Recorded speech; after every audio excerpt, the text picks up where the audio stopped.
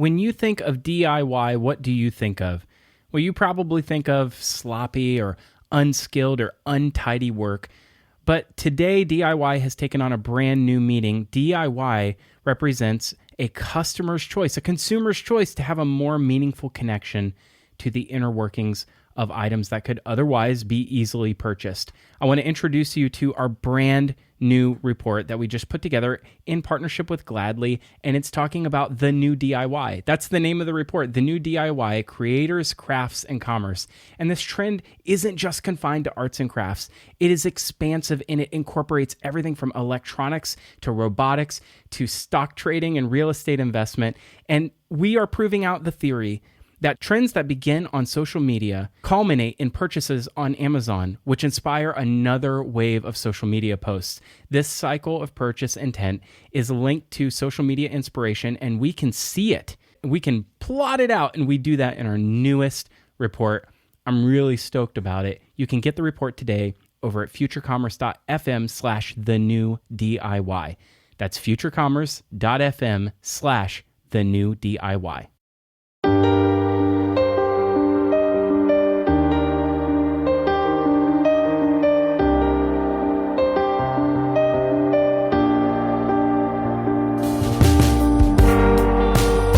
Future Commerce is brought to you by Vertex.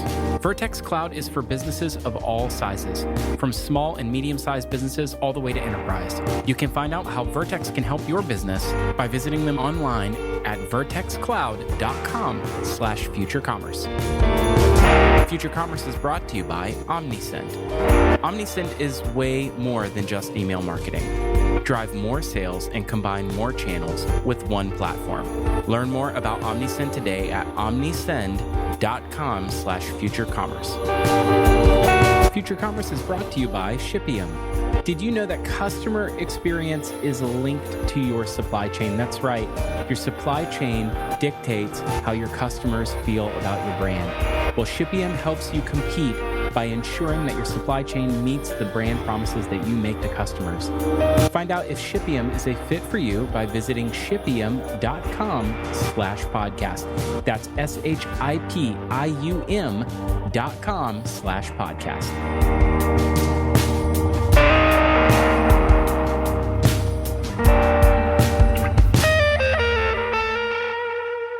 Hello and welcome to Future Commerce, the podcast about next generation commerce. I'm Philip. And I'm Brian. And today we have Jason Murray with us, co-founder of Shipium. Welcome, Jason. Hello, everyone. Hello. Hey, welcome to the show. I gather by the word Shipium that you guys make things ship. That's the deduction. Yeah. I'm Perry Mason, basically. I feel like I've deduced it. We help with the process, the complicated process of getting things to people. Shipium it helps with the technology to enable that. It's kind of a magic trick, the way that things show up on your front step, right? It is. It's a series of events that need to be coordinated to do it well, to give everyone the right customer experience and do it in a cost-effective way. And so our belief is that coordination should happen with good technology, and that's where Shipium comes in. You said cost-effective. That sounds almost impossible. Tell us about yourself and, how you got started with the Shipium. And I think maybe that will help us understand better how you're able to do what you do. I had a really long career at Amazon, and I kind of accidentally stepped into almost 20 years. And I stepped into most of my career was focused on the merger of logistics and technology. And so early years, I worked on the technology in the fulfillment centers, and then I helped launch FBA. And, those concepts that we developed in those years are still in play today about how to run a warehouse, single piece flow out of the warehouse, et cetera. My biggest accomplishment, though, was in the later years at Amazon. I actually led the effort to reimagine Amazon's supply chain to support Amazon Prime. And basically, how do you make 2-day shipping a viable business, as it became clear that Prime was going to be a big deal and customers really wanted it. So the story behind Shipium, though, is my co-founder and I actually started working at Amazon within a week of each other in 1999. We both worked together on fulfillment center technology in the early 2000s. Mac, my co-founder, eventually went off to Zulily, and both of us, though, ended up building these parallel software stacks that were responsible for managing the supply chain, the delivery promise, how you place inventory, how you manage carriers, how you route shipments. And we reconnected in 2019 and started discussing this idea that there was a huge gaping hole of missing software to support the now booming e-commerce industry. And so you either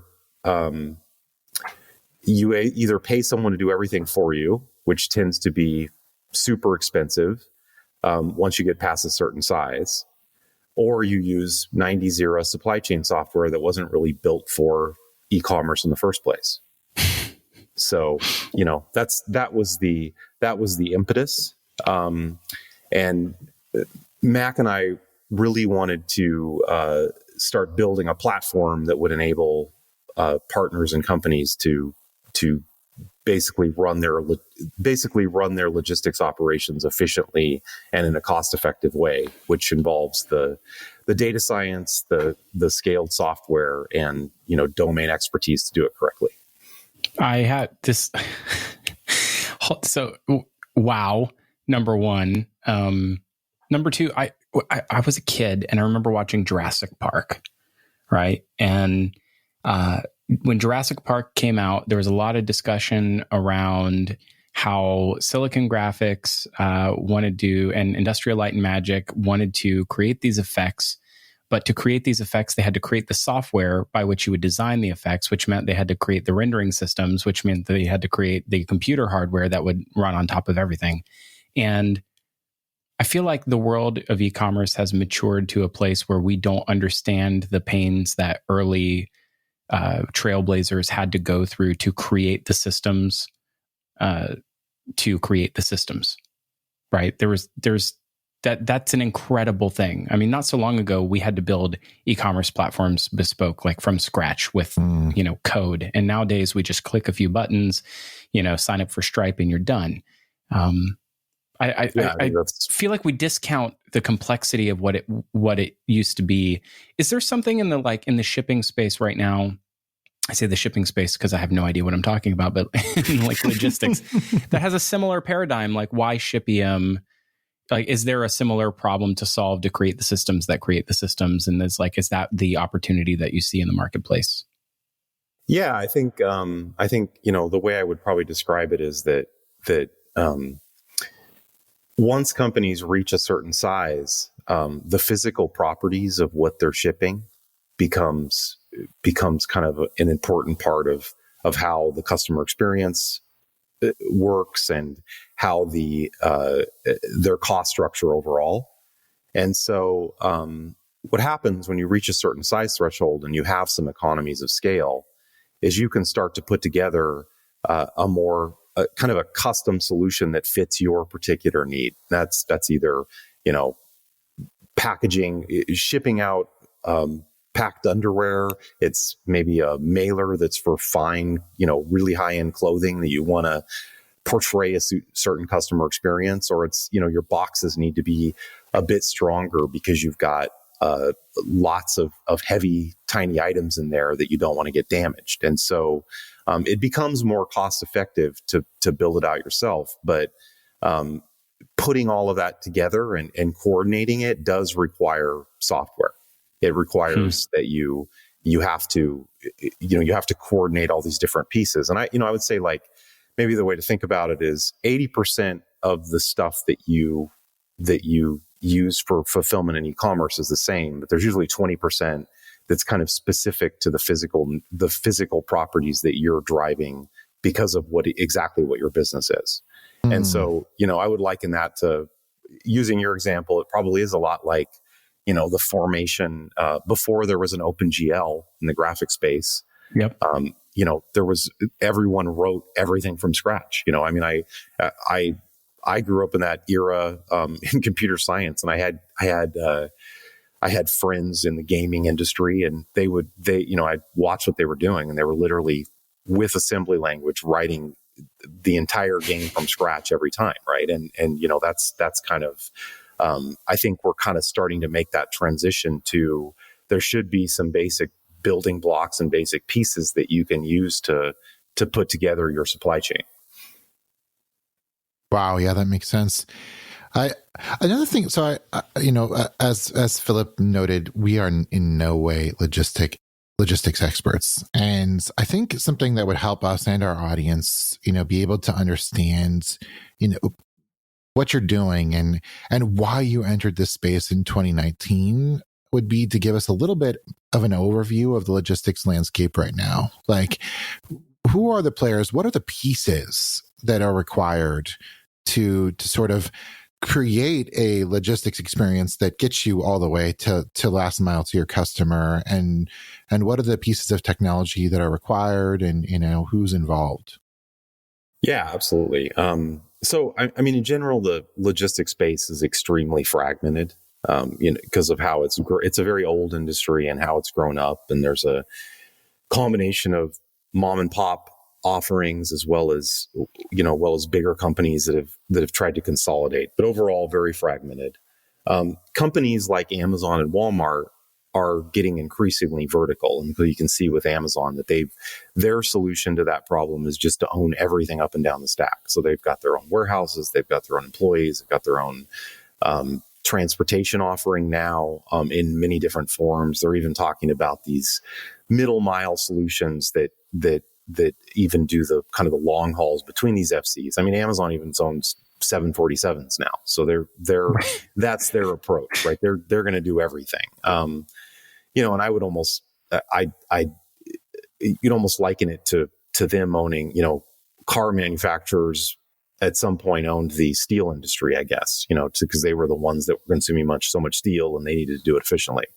But what we see in general is that there's a lot of competition focused on smaller businesses. And this manifests itself with, things like helping you with label printing if you're running from the garage, or the other form of it is something like a completely vertical solution that you send us your inventory and we'll handle everything. But because of what I mentioned earlier, the solution for everybody kind of ends up being not good for anybody. That's true. And that's because once you, as companies get larger, they generally want to take more control over their operations because they have enough volume to reach economies of scale, and they benefit from tailoring the physical processes to specific needs of their business. Things like more exact box sizes, inserts, the pick processes start to matter. Specific packaging for underwear, beautiful mailers for high-end fashion companies. All that stuff is important and a critical part of both your customer experience as well as how your company's cost structure plays out.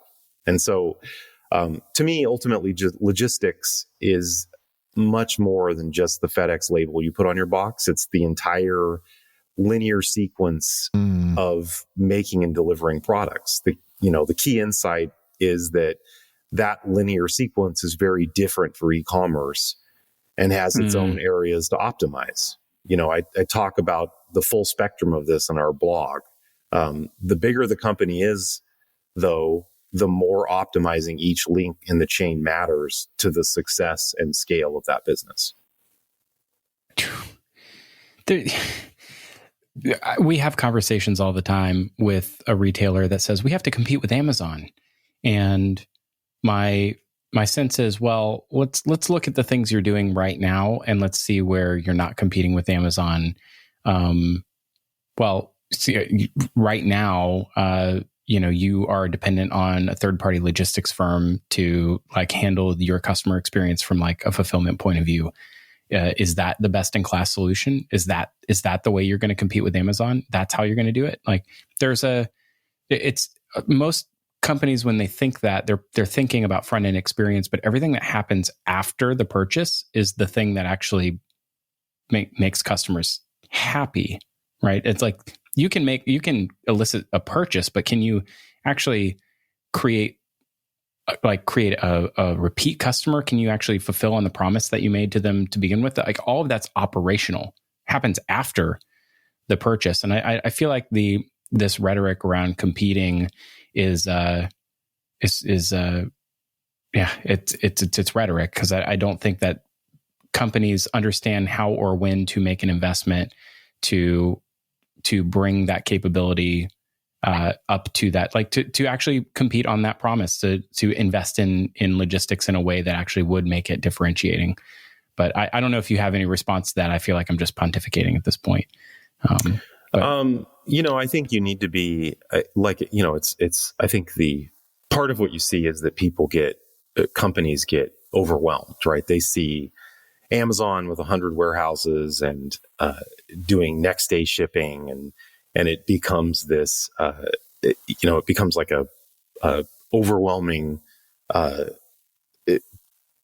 challenge to try to get to that level immediately, right? I think it ends up being probably more of a journey where even Amazon early days, 2003, say, I mean, they were making continual improvements on how they thought about delivery experience, and understood from an early point that it was a key part of the customer experience.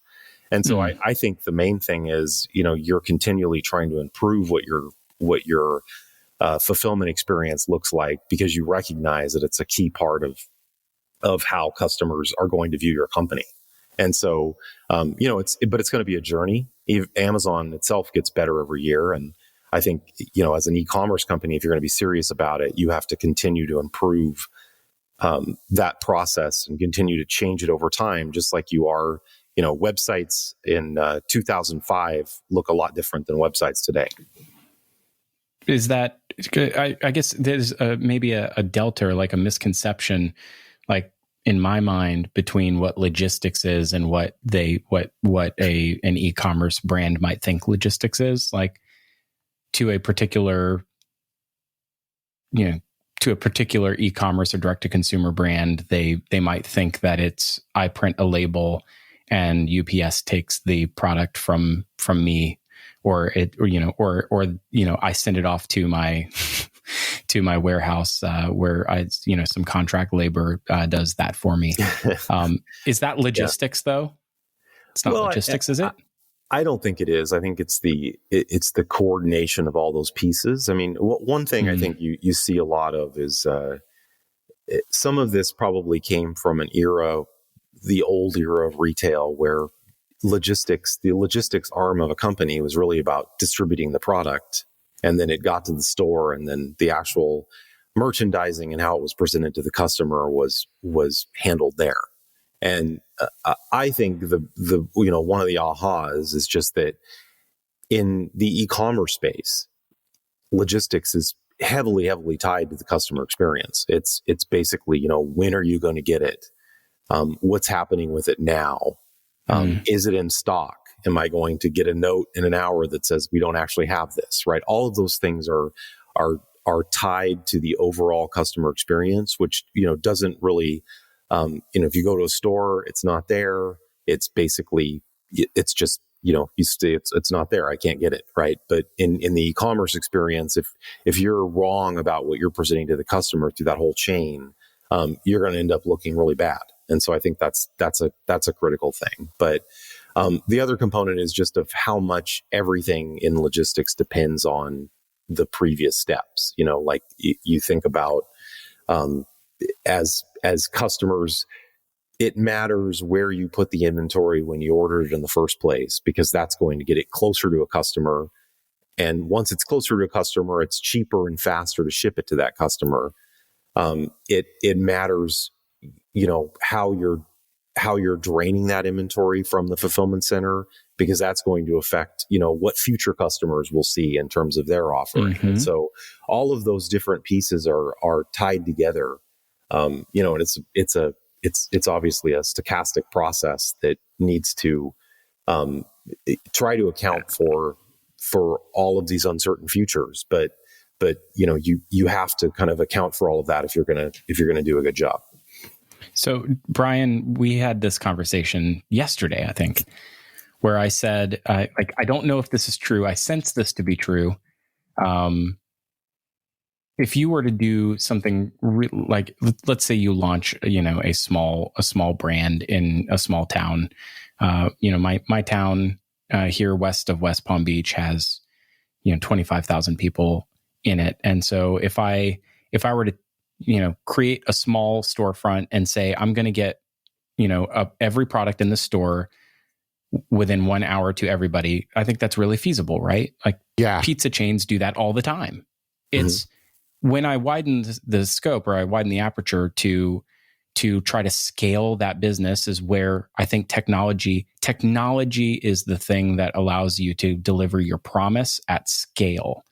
And because I think if you don't have scale and you have a very small, if your scale is quite small, you could probably power through with manpower. You could probably deliver a pretty tall promise to a customer if your scope was small enough. But it's technology that I think adds the scale component. Well, and especially going into this holiday season, like we've seen, I think, a scale for e-commerce that we haven't seen before, right? And this is the interesting thing about what we're going into this holiday season right now. Like, e-commerce has been scaling up in 2020 at a rate we've never seen. 3 months of growth equal 10 years of growth. Yes. Yeah. This is a scale problem we're about to launch into. Shipageddon is real, and Shipageddon. Yeah. What's your reaction to that there, Jason? I'm curious what you think about that. I think first of all, so because of the physical capacity requirements of e-commerce, there's a legitimate planning. You use the what you think your volume is going to be in the future to do things like build capacity, hire labor, train labor, make sure it's up to speed ahead of these points. And like anything else in our society, if everything's running in a stable way, those things tend to kind of follow these nice law of large numbers. It's going to get 20% bigger next year, and here's where I need to add buildings, and these all of the historical statistical models work really well, like the way we think about things. And I think what's been so interesting about the pandemic is just that you've seen. Maybe just to take a step back, for example, at Amazon, holidays, there's a whole team and system and processes in place to deal with the fact that you're going to be selling 4 times the volume that you do Q4 as you do in other quarters. And so you hire ahead of that, you train temp workers, you make sure your building capacity is ready, and all of those things, they happen months in advance to basically make that dance go smoothly when Q4 comes around. And it's always challenging anyway. But, the thing is, what you saw this year was everyone was kind of thrown with a really intense Q4 with a week's worth of notice, right? And they had just kind of come off of the last Q4. And so I think, just in fairness to these networks, to the UPSs, the FedExes, et cetera, they did not have time to plan for this, right? It was not something that they, when they were doing their review of capital expenditures in 2020, no one was saying, oh, don't forget to add the pandemic in and build 50 more buildings, right? It was much more about like, we're going to grow 20, we've left Amazon, we're going to take a hit from that. We're going to grow 10%, this year, whatever. I'm making up the number, but everybody was planning around those types of numbers, and this thing hits. And so you basically have now way more demand than you have supply for shipments. And so I think for the most part, these carriers have been trying to play catch up since the beginning of the year. And I think the worry is that you've got not only the pandemic multiplier, but now you potentially have this holiday multiplier, which no one knows. Everyone knows there's going to be some multiplier. We're we're not going to cancel the holidays as a result of the pandemic, but no one's sure how much. And so, but I think it's very clear that there's going to be a bigger supply problem than we've seen in almost ever because of basically the combination of the pandemic and the holidays meshing together. And then on top of that, I think these other things that could kind of offset the need for carriers, the buy online and pick up in store, these processes have been kind of exposed as having, they were not tested like they're being tested now.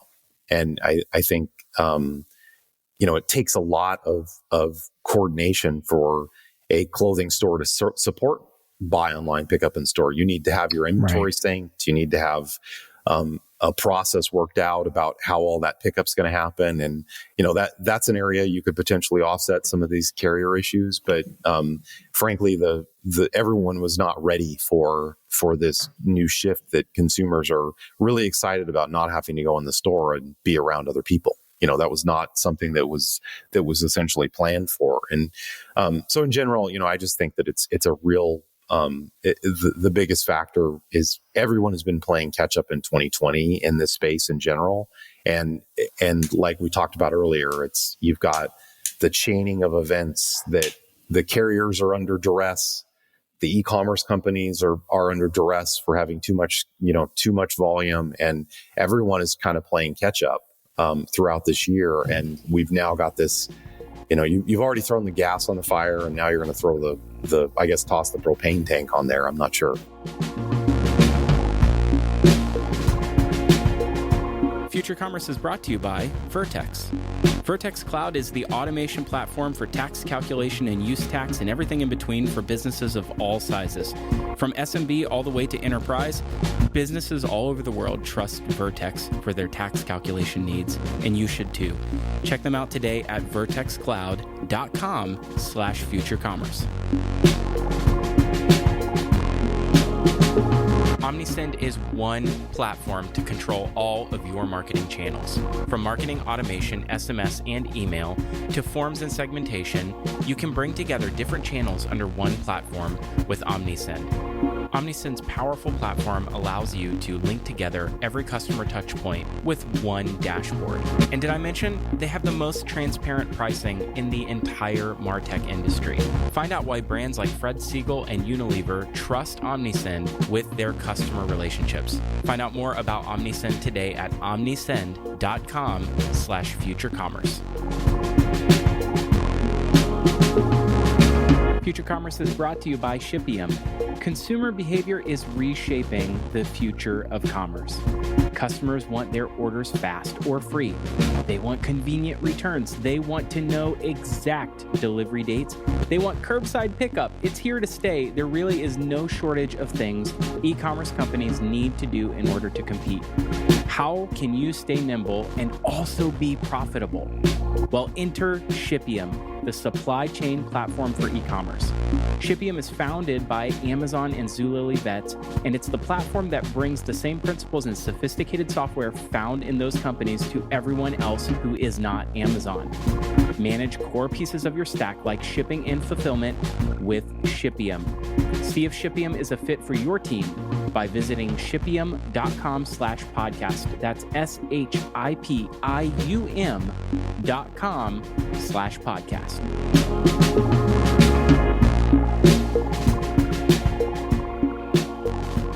Speaking of propane, so you're tossing propane tank on the fire. What happens after holiday? That's the question I have as well. So the insane scale up to try and address this demand that probably isn't going to be properly addressed in holiday. Like there's going to be a lot of disappointed kids on Christmas and other holidays. What happens after we go through this process and it doesn't really work, and then we're coming back down off the holidays, but we don't really know like what the level of demand is going to be after that? How are people going to respond? My feeling is that there's going to be some, amount of regression back to the mean, right? Mm-hmm. But I believe pretty strongly that when these events happen, when the customer behavior changes in some way, people just don't tend to go back to normal.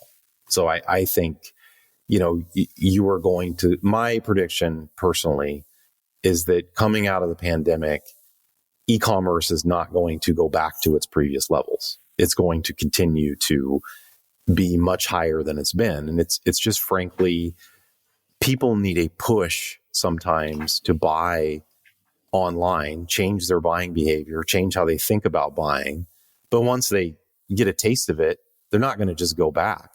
You realize like, hey, I don't have to go to the store now. I can do X, Y, and Z online. And so I don't see it as something that's going to just reset to normal. And, so if I talk a little bit about Amazon again and think the closest analogy I have to something like this is the 2008 recession. And, at the time that was happening, we all knew consumer spending was going down. We didn't really know what was going to happen in Amazon, but what ended up happening was there was Amazon at that time had really started focusing on systematically keeping their prices low. And you had this whole new population of people that were super price sensitive because you're now in this recession and people are concerned about money. And so they started looking online as a potential way to get better deals, to get better prices on their whatever they're buying. And, it also kind of coincided to, I think it's interesting because the iPhone also was about out in 2007, which then people now introduces this, like I can go to a store and actually check online and see what the price is. But all of that, basically acted as this trigger that moved people to this online way of thinking that I can get better prices online.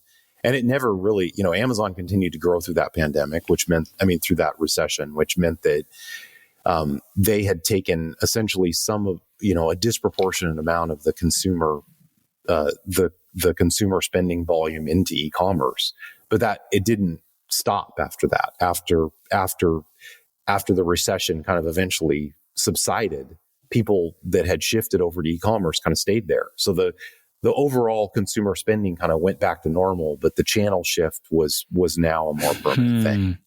And I really think that we're going to see something similar with this pandemic. I think companies should not think of this as a temporary thing that they can kind of forget about it. They have to deal with for a year. They should think about it as we need to strategically put energy into solving our e-commerce challenges because this is the new way of the world.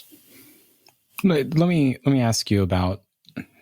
Let's put that under the lens of Shipageddon, if you will.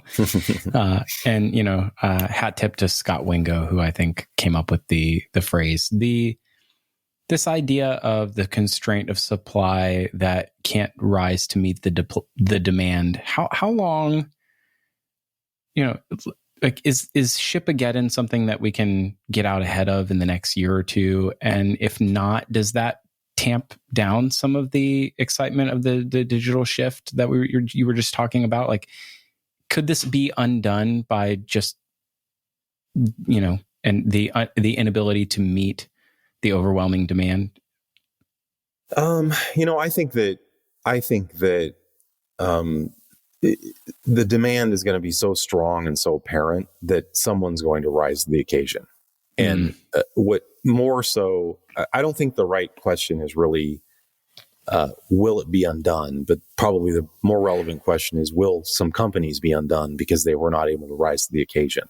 But, everyone's kind of giving the carriers a bit of a pass this year because it's been a very unique year. But I would expect by next year that the expectation is they're going to catch up.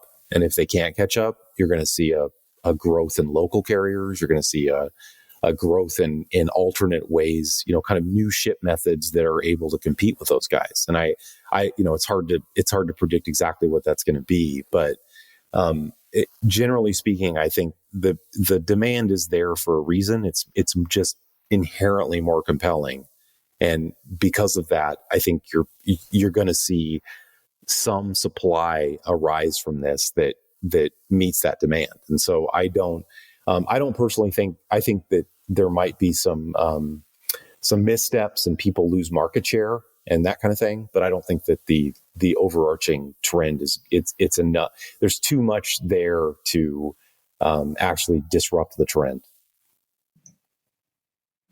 Wow. Yeah, I think you're probably right about that. I agree. It's interesting, I think some of the things you were saying about, e-commerce and Amazon and like how Amazon was able to sort of find a way there. I think that's super interesting. E-commerce loyalty, we talk about brand a lot, and I think we believe in brand, and we talk about relationship to customer a lot, and we believe in a relationship to customer, but there's still a ton of like price shopping out there. It happens on the web. They're using Google Shopping more and more. They're using Amazon, and they're comparing like direct prices on Amazon. That flows all the way down in, that experience, the price experience. I feel like, the connection to shipping, and like, basically stuff for a good price delivered fast was sort of Amazon's promise. Thinking back to even like 2008, Amazon, prior to the recession, they were doing well, but like, I feel like that's the moment they really took off. Can you kind of talk through like what you saw there, and like maybe some lessons we can learn from how Amazon responded to the last massive crisis that we saw?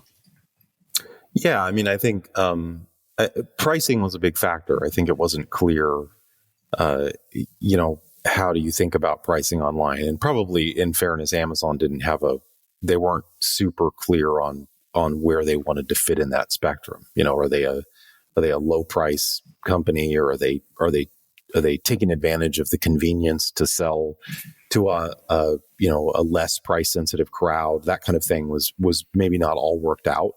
I think the thing that really emerged though is that if you think about it just from a practical standpoint, if you're in a store, you're kind of limited by an actual physical sticker that you can put on the bin. And that's going to dictate how you change your prices, right? Like it's a lot of work. It's going to take to go through the store and make those changes. It's something that probably happens once a week, maybe less often than that, just because it's not it's not free to have someone run around and print labels and stick them on there, right? And then imagine doing that kind of across all of your stores. And so you can kind of see the multiplication there. The internet was just a really interesting format because it lets you essentially change prices instantly. And I think, you can think back to marketplace dynamics like eBay or, eBay auctions or whatever kind of way you want to frame it. But to me, the most fascinating thing about that whole era was it lets you adjust prices dynamically and quickly. And it essentially entered this way to not only generally get lower prices, but essentially guarantee that you're not going to be able to find this price anywhere else lower, right? I mean, that's the crawlers and the everyone, price comparison sites and all that stuff. It's something that, if you had to be kind of a guy that was willing to drive from store to store and sort through coupon ads and stuff if you wanted to find the lowest prices back in the day. But nowadays, it was really just right at your fingertips. It's completely transparent, completely available if you're a consumer. And I think Amazon really leveraged that. You had physical stores that were kind of, they're concerned about things like, I've got a price for this in my physical store. So even if I'm going to do an online offering, I want to make sure I keep it the same price, because customers are going to think it's really weird if they go into the store and it's higher than online, it's going to cause problems, right? But Amazon had this freedom to kind of say, we're going to dynamically price this thing, and consumers are going to start to figure that out, and their perception of where to get a good deal, they're going to figure out quickly that I can just look on here and figure out what the lowest price is.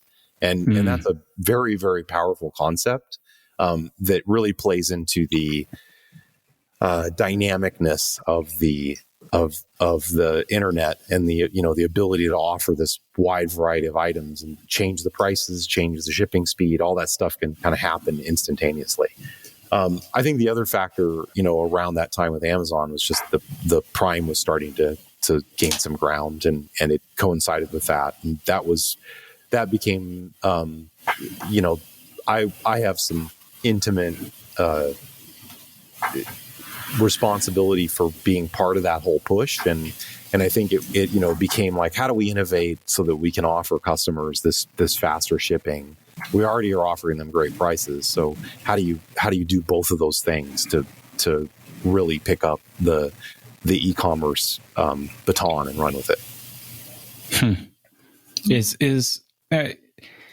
It's like everything, right? In early adopters and channels, they have their challenges, but they enjoy a lower customer acquisition cost, and maybe they make the best of that channel. We're seeing a lot of this now play out in other new digital channels, which I feel like we've probably hit ad nauseum on this show in the past. But as more folks rush to e-commerce, like there's certainly something that I sense is happening, that the cost, like the cost and the barrier to entry is on the rise across the board. And there's certain businesses we covered last year, Blackstone investing $19 billion to e-com logistics, for instance. There's certainly those who have understood that there is an opportunity in the marketplace, and those early entrants are the ones who benefit the most. My sense is that the channel becomes prohibitively expensive to operate in the long term for these smaller direct-to-consumer brands. How can they compete, and how can they sort of fulfill on the promises that their customers are demanding of them, or like the expectations that the customers are demanding of them? Is that a losing battle over time? Well, my answer is, I think this is, this is something that you solve basically with technology, and the whole, the magic of the world we live in is about,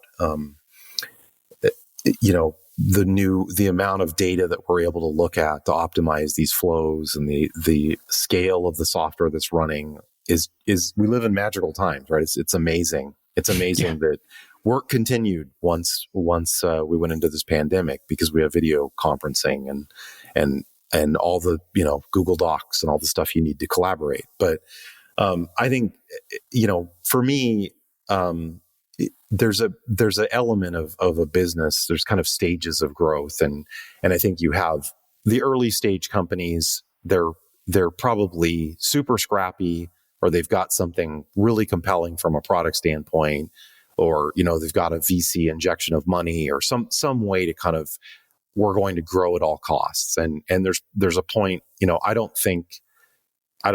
argue that that's maybe the right time to be really focused on how to get your costs down. Right. And so that for that reason, there's a lot of offering that kind of make the process easy. But I do think, the point in time where you have enough scale to start really making a difference in both customer experience. So either you take your efficiencies and your combination of scale, and you give it back to the customer in an experience standpoint, or you lower your fundamental cost structure so that you can go into other channels.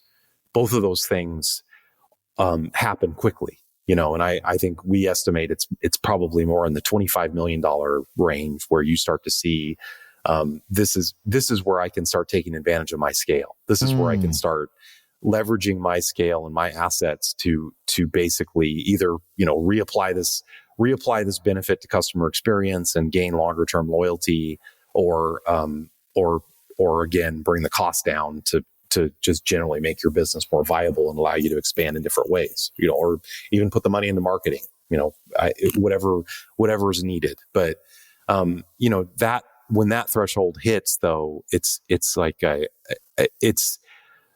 guess I would urge people to not think about it as a cost center, but think of it more as a living, breathing thing that's part of the growth and dynamics of the business. It's all intertwined, and I feel like it's something that just like your website browse experience and your checkout, and people use Shopify when they get started, but then they start customizing it or they move to their own solution or whatever. There's these different stages that you go through in all aspects of your business, and logistics and fulfillment and planning are part of that also.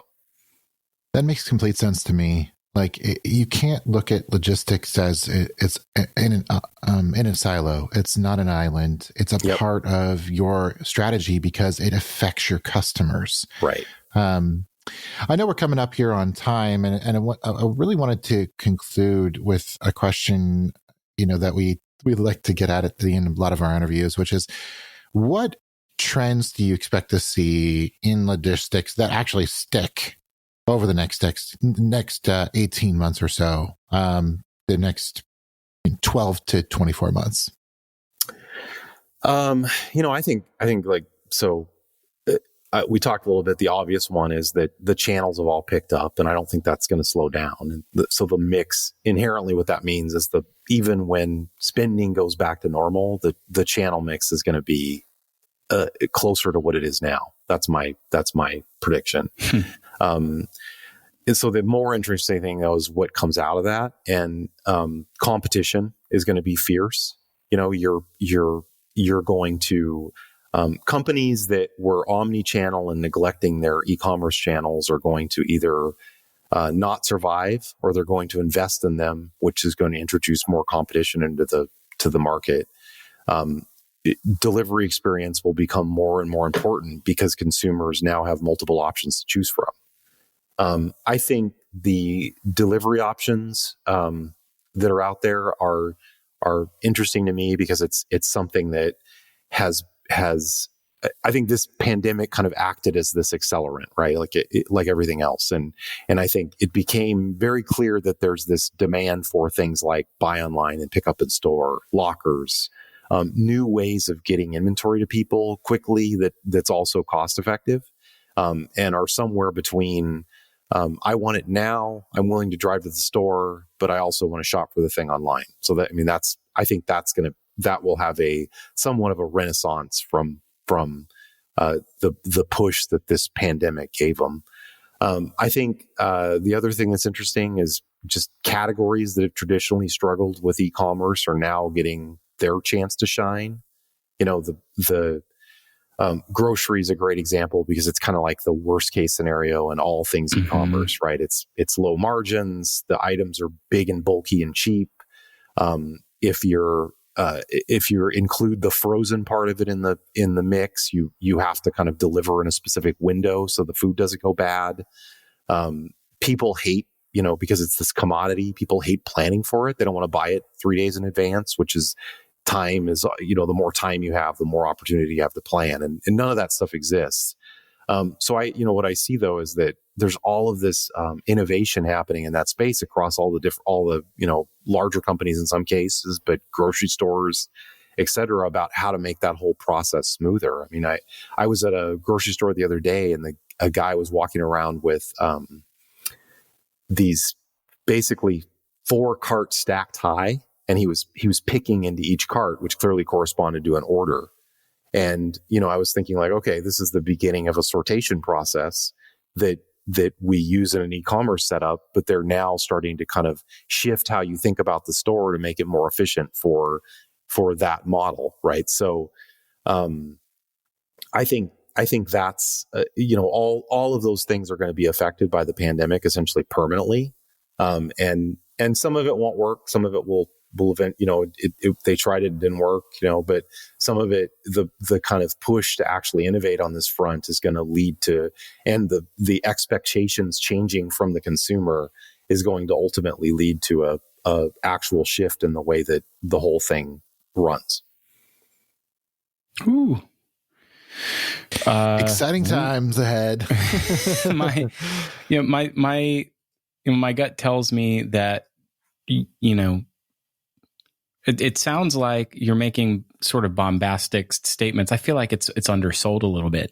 I think when we look back in this era, we will say, wow, we were right at the beginning. We didn't even know, like we're 25 years in to e-commerce at the moment. Like we're at the very beginning. We have a long way to go. And so we're in the infancy of what I think is a fundamental shift in the way that people exchange goods and services in our world. And gosh, that gets me fired up. It's exciting. Yeah, this is a good time to be in commerce, and even a better time to be in the future of commerce. So you guys are in a good position. Yeah. Oh, well, thank you. And we benefit from the sort of like, future commerce. That sounds like a thing that I want to be part of. It's the future of commerce. And Jason, it's been such a pleasure having you on the show. Truly. Thank you so much, guys. It's been great talking, and I really enjoyed it. You guys have a good rest of your week. Yeah, thanks. Same to you. And hey, we do want to thank Shipium for partnering with us to help bring the show to you. And where can people get in touch with Shipium if they were to inquire about what it is you're building over there and how you might be able to help them, Jason? The easiest way to do it is just go to shipium.com. We have a contact us area that you can send us a mail. And it also has information about our Twitter account and all the other stuff. Great. Well, thanks for joining. Hey, remember, we all have to participate in commerce to live in this world, right? And that means commerce touches us all. And that means that we believe that commerce can change the world. We all have a part in that. Let's shape the future that we all want to see, and we can do that together. Thank you for listening to Future Commerce.